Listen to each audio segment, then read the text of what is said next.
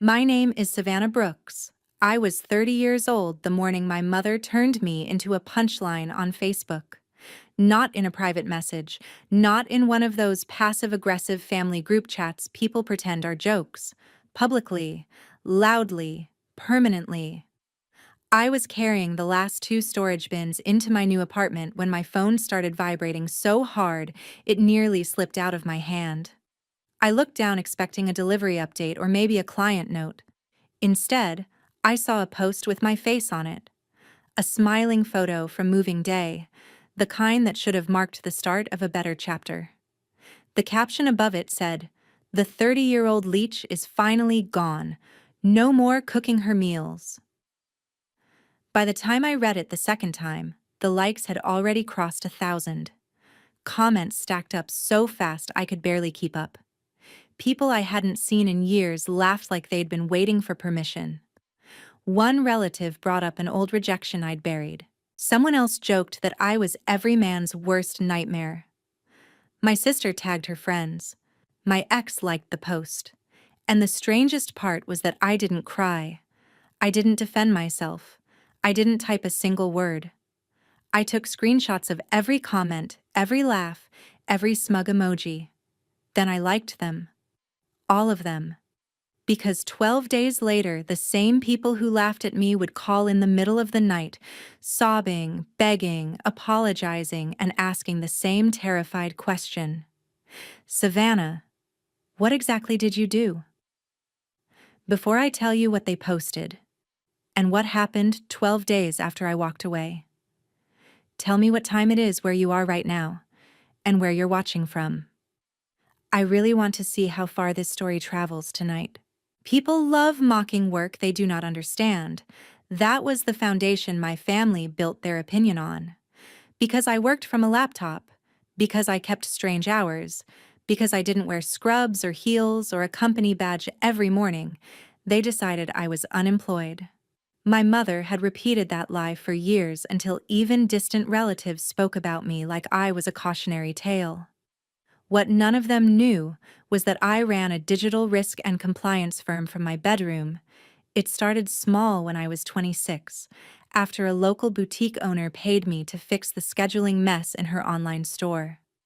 Then came a contractor who needed invoicing cleaned up. Then a dental office. Then a regional home supply company that needed help staying compliant before an audit. By 30, I had clients in 4 states, 2 part-time contractors working under my LLC, and enough retained earnings to buy my apartment in cash if I wanted to. I didn't talk about it because I had learned early that success inside my parents' house wasn't celebrated. It was inspected, minimized, and repackaged into something they could still use against me. If I bought something nice, my mother asked who paid for it. If I stayed up late working, my father called it pretend office time. If I landed a major client, my sister rolled her eyes and said, "So, emails?" After a while, silence felt safer than explanation. The ugly truth was that my silence also made their lives easier. My father, Douglas, owned a small plumbing supply business that should have gone under 3 years earlier. He was terrible with digital invoices, payroll software, and tax deadlines. My mother, Patricia, sold handmade decor online and liked telling people she built her shop alone. But I had rebuilt her entire storefront after midnight more times than I could count. I had set up her shipping automations, corrected customer disputes, and quietly answered angry emails under a neutral business alias so she could keep playing local entrepreneur at church luncheons. My younger sister, Haley, was trying to become a lifestyle influencer. I was the one who read the contracts she signed without understanding them, caught clauses that would have trapped her into unpaid brand work, and fixed the website she called her media platform. My aunt had a consignment booth she could barely manage. I'd cleaned up her sales records, too. For years, I was the invisible infrastructure under people who swore I contributed nothing. I didn't live with them because I needed rescuing. I stayed because each time I tried to separate, someone's payment system was about to collapse, Someone's rent check bounced. Someone forgot a filing deadline. Someone cried, and somehow I got pulled back into the mess. My family called it helping out around the house. The truth was uglier. I was subsidizing the illusion that they were more competent, more stable, and more successful than they really were. So when I moved out, I didn't leave dramatically. I left with labeled bins, my standing desk, 3 monitors, a coffee grinder, and a folder on my laptop called Transition. I had spent 6 weeks preparing clean handoffs for everything that actually belonged to me. I moved my own client systems first. Then I separated personal favors from professional services. Then I withdrew my credentials anywhere my name had quietly been holding something together. Not out of spite, out of necessity. I was done being unpaid labor wrapped in family guilt. The morning of the Facebook post, I had already disconnected my backup oversight from 4 different systems. The post didn't create my decision. It confirmed it. That's why I didn't argue in the comments. I already knew something they didn't. They thought I was the embarrassment leaving the house. I was the load-bearing wall. The comments got meaner as the day went on. At first, it was the cheap stuff. Lazy, moocher, failure, future cat lady. Then they started dragging memories out of the grave like trophies. Someone brought up the time I got rejected from a fast food job at 25, which had happened during the worst 6-month stretch of my life after a contract fell through, and I was trying to grab any kind of stable routine to keep from drowning. My Aunt Sharon wrote, "Remember when she cried over that? Still unemployed." 30 people laughed at that one. My sister tagged half her social circle and wrote, "Warning, this is your future dating situation." My ex hit the like button, which somehow felt more pathetic than cruel. And still, I said nothing. I just sat on the floor of my apartment between unopened boxes and collected evidence. My best friend Madison called before noon. "Tell me you did not respond," she said, not even saying hello. I told her I hadn't. She exhaled like I'd just stepped back from a ledge. Madison was one of the only people who knew what my business actually looked like. She had seen the contracts, the balance sheets, the secure folders, the long nights, the calls with attorneys, the systems maps on my wall. She also knew exactly how much of my family's survival depended on work they dismissed as fake. "Savannah," she said carefully, "they have no idea what they just did." "I know," I said. "That's the first funny thing they've said all year." She was quiet for a second, then asked the real question. "Are you going to tell them?" I looked at the post again, at my mother's grinning profile picture beside that sentence, and said, "Not yet." That afternoon, I went line by line through every place where my labor had been blurred into obligation. I revoked device approvals connected to my personal administrator account. I moved recurring vendor reminders off my phone. I archived support templates I had written for my mother's shop. I removed my emergency authorization from the payroll service my father never learned to use properly. Then I drafted a clean, professional notice. It was not emotional. That was the beauty of it.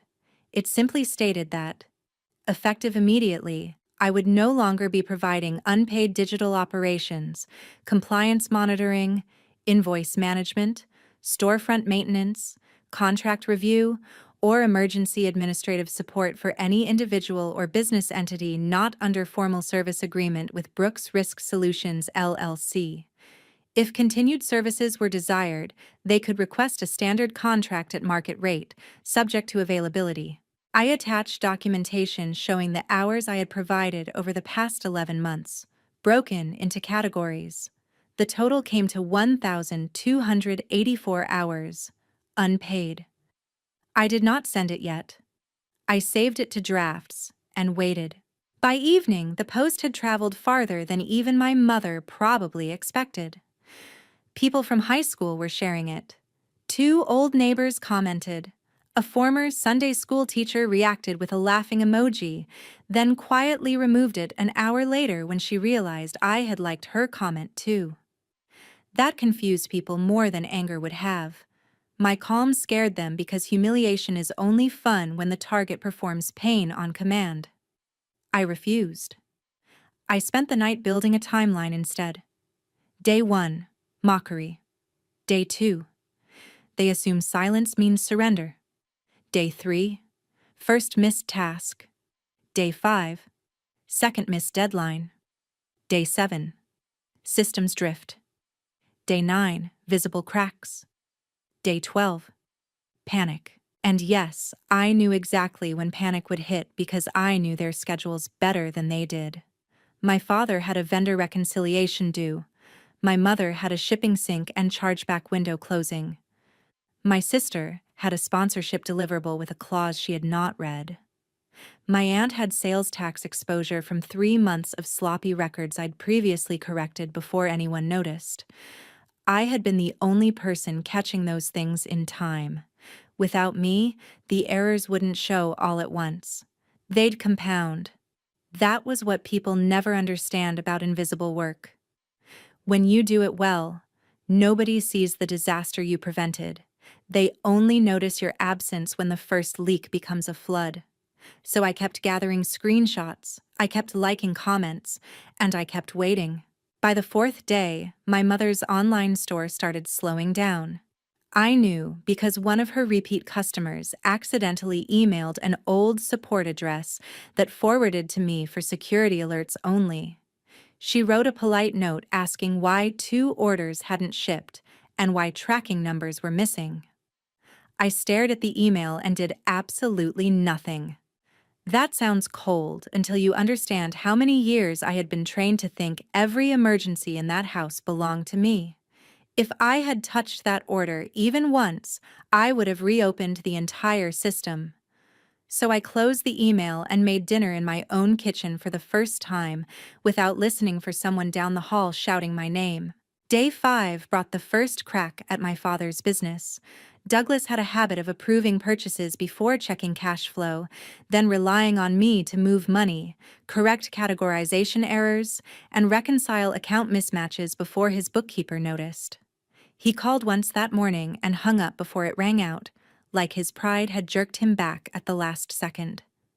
Then he texted, "Need login for invoice thing." I read it. I did not answer. 10 minutes later he sent, "Call me." No please, no acknowledgement, no mention of the Facebook post. The assumption was still there. I existed to restore convenience. I let that message sit beside 30 screenshots of people laughing at my face. By day 6, Heather Collins, the woman who lived 2 buildings down from my parents and knew everybody's business without seeming malicious about it, texted me after seeing the Facebook mess. Heather wasn't cruel. She was observant. "Your mom's been in a mood," she wrote. "Mail carrier couldn't get a signature this morning and she nearly cried." I almost laughed. Patricia only cried in 2 situations: when she was genuinely wounded, or when performance might save her from accountability. I didn't answer Heather either, but I filed it away. That evening, Madison came over with Thai food and a bottle of sparkling water because she knew I worked better with something cold in my hand. We sat among half-unpacked boxes while she read the comments aloud in a fake, dramatic voice until we both started laughing. Then her face changed. "You know, this isn't just about them being mean," she said. "This is about them needing an audience." She was right. My mother hadn't humiliated me privately because private humiliation wouldn't pay the emotional dividend she wanted. She needed likes, agreement, witnesses, proof that the family myth still held Savannah, the burden, Patricia, the long-suffering mother, everyone else, the exhausted survivors of my existence. On day 7, Haley finally texted. Not to apologize, not to ask if I was okay. She wrote, "Can you check a contract real quick?" That was it. No punctuation, no shame. I laughed out loud in my empty apartment. Then I opened the screenshot folder and added her message to it. When people ask why revenge stories satisfy so many viewers, I think this is why. Sometimes cruelty isn't dramatic at first. Sometimes it's casual, efficient, entitled. Haley had helped turn me into entertainment for her friends, then reached for my expertise the second she needed it. I didn't respond. A few hours later, she sent, "Hello?" Then, "Bran needs answer tonight." Then, "Don't be petty." I put my phone face down and went for a walk. That walk changed something in me. The weather was ordinary. The sidewalk was ordinary. Nobody stopped me. Nobody demanded anything. Nobody needed rescuing. For the first time in years, I felt how quiet my own life could be if I stopped volunteering for disrespect disguised as family obligation. When I came back, I found 6 missed calls from home. My mother had finally taken down the original post. But too late. Screenshots were already circulating, and at least a dozen people had saved it. I know because one of them sent it to me with, "Girl, is this real?" I still didn't reply publicly. But that night, at 11:58 p.m., I sent the formal notice from my drafts to every adult who had mocked me, used me, or benefited from pretending I was nothing. Attached to the email were time logs, service categories, and a final line they would read 3 times before believing it. Effective immediately, all prior informal support arrangements are terminated. Any attempt to access, impersonate, or restore my credentials without authorization will be documented. 12 minutes later, my father called twice. My mother called 4 times. Haley sent 3 messages in all caps. I went to sleep.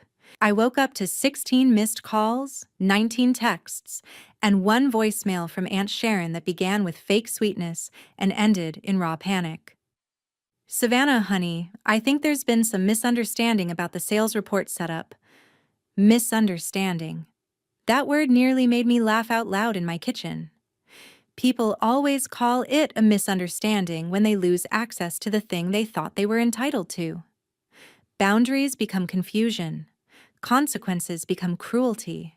And suddenly, the same people who mocked you in public start speaking in soft, trembling voices like they've forgotten exactly how loud they were when they had an audience. My father's messages were the most revealing because Douglas texted exactly like a man who still believed authority could force reality to reverse itself. First came, "Why did you send that?" Then, "You know I need those logins." Then, "Vendor payment didn't go through." Then, 3 hours later, "Call me now." By noon, his tone shifted again. "This is affecting real business."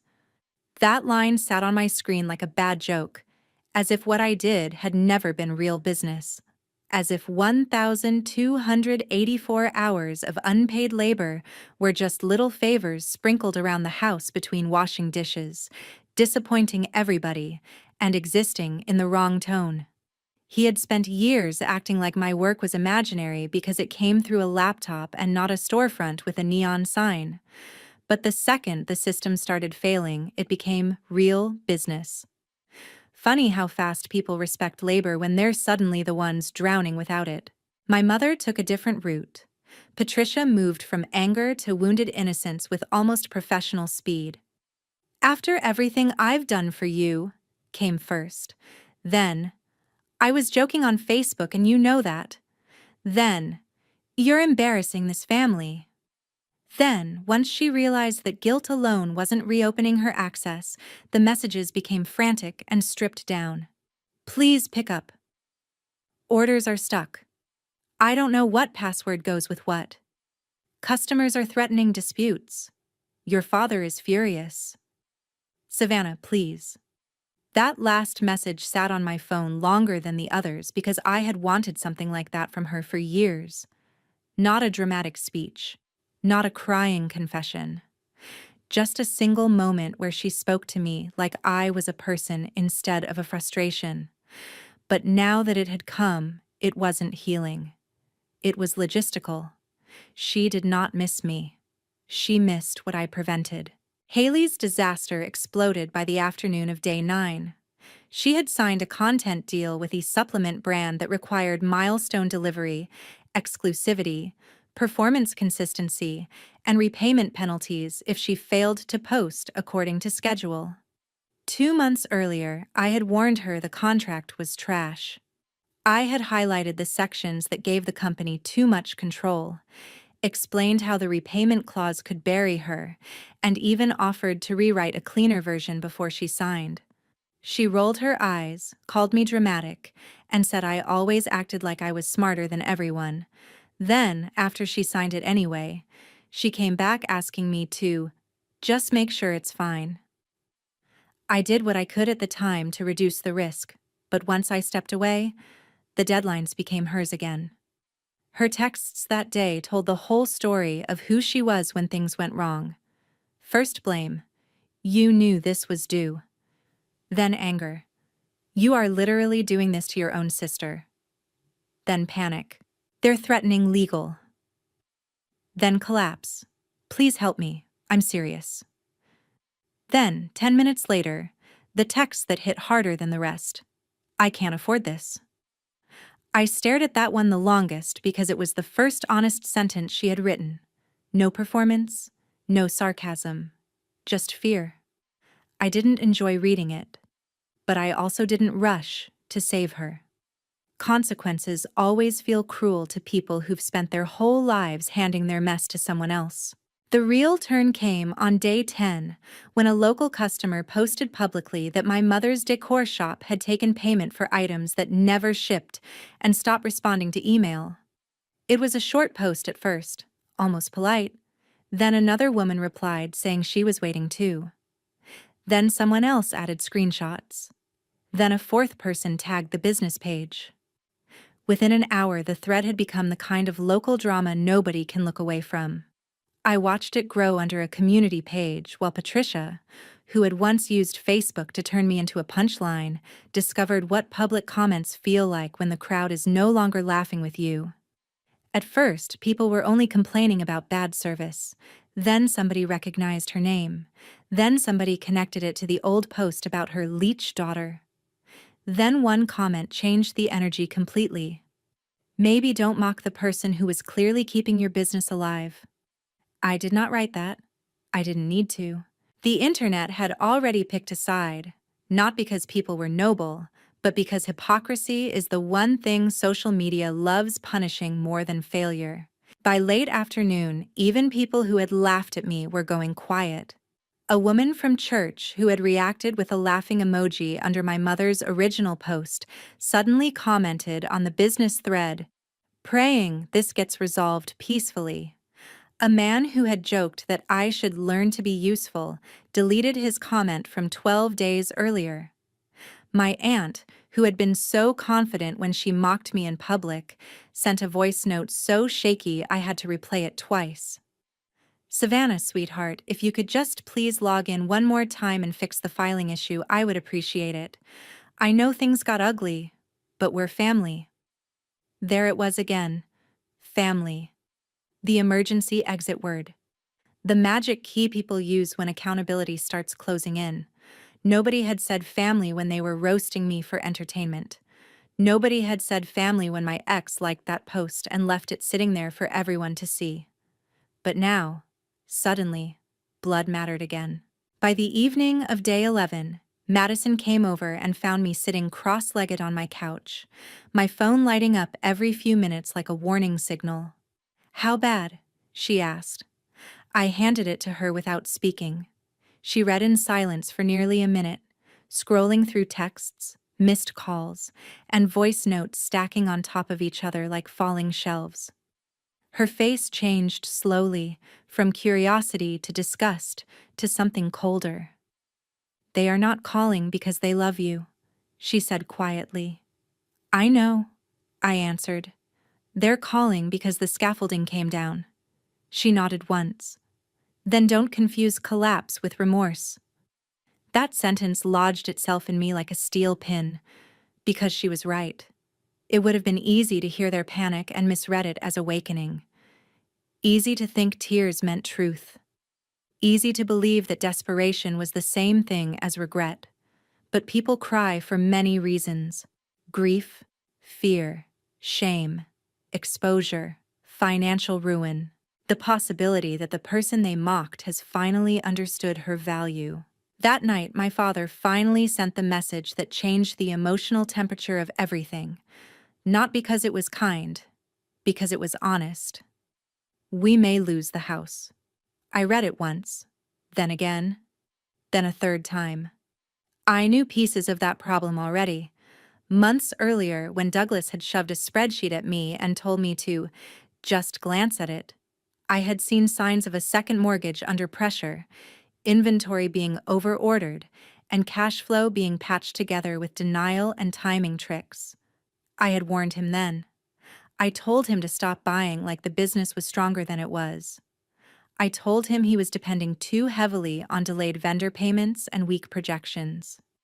He got offended and told me to stop acting smarter than everybody. Now he was texting me that they might lose the house. Not because I had created a crisis. Because I had stopped disguising one. I still did not answer that night.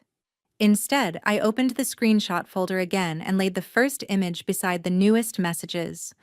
On one side, the 30-year-old leech is finally gone. On the other, please call, we're desperate. On one side, laughing emojis, public humiliation, relatives treating my life like content. On the other, voice notes full of shaking breaths, frantic apologies, and practical terror. I sat there for a long time looking at both versions of them, the confident version and the collapsing version, and realized something important. Nothing had changed about me in those 11 days. Not my intelligence, not my work, not my value. The only thing that changed was that they were finally being forced to live without the parts of me they had spent years pretending did not matter. Day 12 hadn't even started yet. And already they sounded like people standing in the ruins of something they thought would never fall. At 8:14 the next morning, day 12, my phone rang again. This time I answered because I wanted the first full apology, if there was going to be one, spoken out loud. My mother was crying before she even said my name. Real crying, not performance crying. You can hear the difference. One asks to be witnessed. The other is too broken to care who is listening. "Savannah," she said, "please don't hang up." I leaned back against my kitchen counter and said nothing. She rushed into the silence like she was afraid it would harden into a wall. Orders were frozen. Refunds were piling up. Her business page was being flooded with complaints. Dad had missed a payment window with a supplier. Haley's contract issue had escalated into a formal notice. Aunt Sharon owed penalties because records had not been filed correctly. Everybody was blaming everybody. "I just need you to tell us what to do," she whispered. That sentence landed harder than any insult she had ever thrown at me because it revealed the entire lie. The woman who had presented me as a dependent child in front of the internet was now admitting that 4 adults did not know how to function without me. "No," I said quietly. "You need to understand what you did." She started apologizing in fragments. Not graceful. Not polished. Just frantic pieces. She said the Facebook post got out of hand. She said everyone was joking and she didn't think it would spread. She said she was angry that I moved out and wanted people to think she was relieved. She said she never meant for strangers to pile on. She said she didn't know I had done that much. That phrase made my jaw tighten. That much. Like my life had still not earned a full sentence. So I gave her one. I told her exactly what I had been doing for years. I named the systems, the contracts, the alerts, the chargebacks, the filings, the payroll corrections, the fraud flags, the website outages I fixed at 2 a.m., the sponsorship terms Haley ignored, the vendor mismatches Dad never learned to read, the customer disputes I de-escalated under fake support names so Patricia could tell people her business ran itself. I told her that while she was joking online about cooking my meals, I had been preventing her store from being shut down by negligence. While Aunt Sharon joked about a fast food rejection from 5 years earlier, I had protected her from tax exposure 3 separate times. While Haley used me as dating warning content for her friends, I had saved her from signing away 3 months of unpaid work. You made me into a joke, I said, because admitting I was the most competent person in that house would have forced all of you to look at yourselves. She was silent for a long moment. Then she said the words I had wanted since I was about 17 years old. I was wrong. No deflection, no but, no excuse afterward. Just that. It did not fix anything. But it was real. An hour later, my father called and asked if I would meet them in person. His voice sounded older than it had a week earlier. Not wiser. Just stripped. He said the house situation was serious. He said he needed to talk face to face. He did not order. He did not demand. He asked. I agreed to meet them that afternoon at a coffee shop downtown, one my family liked because it made them feel modern and successful when they posted from it. I almost laughed at the symmetry. Public image had started this. Public discomfort could finish it. Before I left, Madison asked one question. Are you going there to save them or to be heard? I looked in the mirror, at a face that somehow seemed calmer after 12 days of chaos, and said, to be heard. Good, she replied. Then don't leave with a new unpaid job. They were already seated when I walked in. My father looked like he had not slept. My mother had makeup on, but badly applied. The kind people wear when they want to hide crying and only make it more obvious. Haley sat stiff-backed with swollen eyes and a legal envelope half hidden under her hand. For once, nobody performed normal. Nobody smiled too brightly. Nobody tried to joke the tension away. The table looked like what it really was, a family standing in the rubble of a lie. I sat down and put my phone on the table, screen face down, not to threaten them, to remind myself I would not be manipulated by tears alone. My father spoke first. We handled this wrong. That was as close to humility as Douglas Brooks had probably come in 20 years. I let him keep going. He admitted he had relied on me far more than he ever acknowledged. He admitted he did not understand most of the systems I managed and had resented needing help he couldn't control. He admitted that after I moved out, he missed a vendor deadline, then another, and the cash shortage he had been hiding became impossible to cover. He said if things kept sliding, they could default on the house within weeks. Then my mother did something I genuinely hadn't expected. She took out her phone, opened Facebook in front of me, and showed me a drafted public apology. Not posted yet. Waiting. It named the original post. It admitted it was cruel. It admitted her daughter had been mocked publicly and that she had participated. It did not mention money, businesses, or passwords. It centered the humiliation. I wanted you to see it first, she said. I read it slowly. It was imperfect, but it was better than I expected. Haley started crying before I finished. She said the brand that had threatened her wanted repayment plus damages if she kept missing deliverables. She said she knew I had warned her. She said she only tagged her friends because she thought it would get laughs and make her look witty. I didn't think of you as a real person in that moment, she whispered. That hurt more than almost anything else. Maybe because it was so cleanly honest. Not a sister, not a daughter, not a woman building a life. Just content. I could have stood up then and left. A lot of viewers probably wish I had. But revenge that actually changes your life is not always about the sharpest exit line.